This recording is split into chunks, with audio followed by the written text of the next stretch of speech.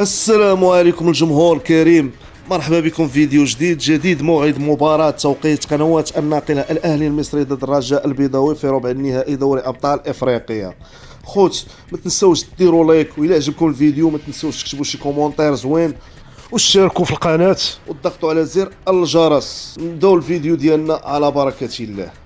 أسفرت قرعة دوري أبطال إفريقيا التي أقيمت يوم الأربعاء بالعاصمة المصرية القاهرة عن وقوع نادي الأهلي في مواجهة نارية أمام الرجاء بطل المغرب في دوري ربع النهائي المسابقة القارية للنسخة الحالية 2022-2023.